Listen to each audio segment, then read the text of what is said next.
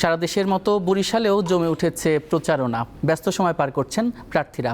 বিস্তারিত জানাতে বরিশাল থেকে যোগ দিয়েছেন সহকর্মী মুর্তুজা জুয়েল।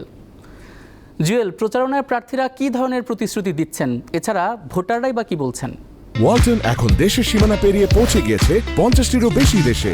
ওয়ালটন, ঘরে ঘরে বিশ্বজুড়ে। ইমন, নির্বাচনী প্রচারণা একযোগে চলছে বরিশাল জেলার 6টি আসনেই। আমি অবস্থান করছি বরিশাল 3 আসন, যেটি বাবুগঞ্জ এবং মুলাদী এই 2 উপজেলা নিয়ে গঠিত।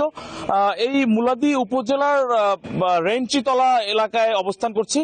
এখানে এই মুহূর্তে গণসংযোগ করছেন এবি পার্টির সাধারণ সম্পাদক এবং অত্যন্ত আলোচিত হেভিওয়েট একজন প্রার্থী ব্যারিস্টার আসাদুজ্জামান ফুয়াদ।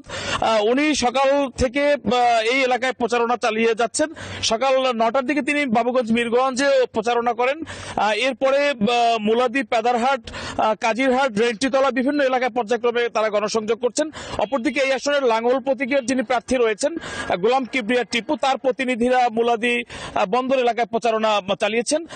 এদিকে বরিশাল সদর, যেটি অত্যন্ত গুরুত্বপূর্ণ সিটি কর্পোরেশন নিয়ে গঠিত 5 আসন, সেখানে সকাল 11টায় বিএনপি প্রার্থী অ্যাডভোকেট মুজিবুর রহমান সরোয়ার বগুড়ার এলাকায় গণসংযোগ করেন এবং সেখানে তিনি একটি নির্বাচনী অফিস উদ্বোধন করেন।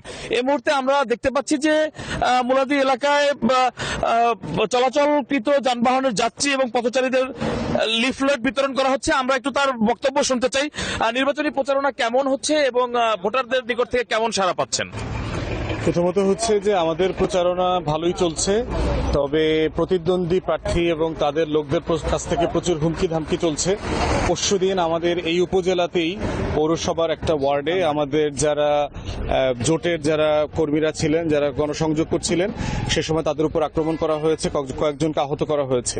আমরা প্রশাসনকে জানিয়েছি, কিন্তু এখন পর্যন্ত প্রশাসন কোনো রেসপন্স করে নাই। আপনারা কোনো লিখিত অভিযোগ দিয়েছেন কি? লিখিত অভিযোগ দেওয়া হয়েছে থানাকে এবং প্রশাসনের বিভিন্ন জায়গায়।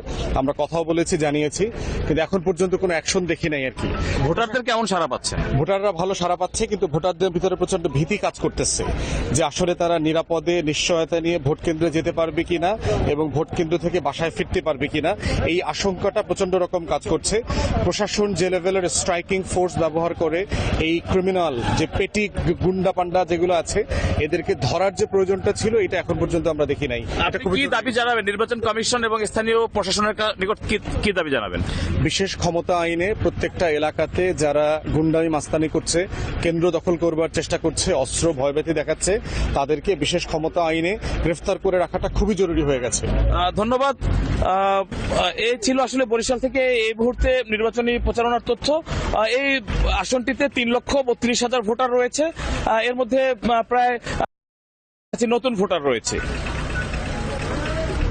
আপনাকে অসংখ্য ধন্যবাদ জুয়েল। বরিশাল থেকে নির্বাচনী প্রচারণার খবর জানাচ্ছিলেন সহকর্মী মুর্তুজা জুয়েল।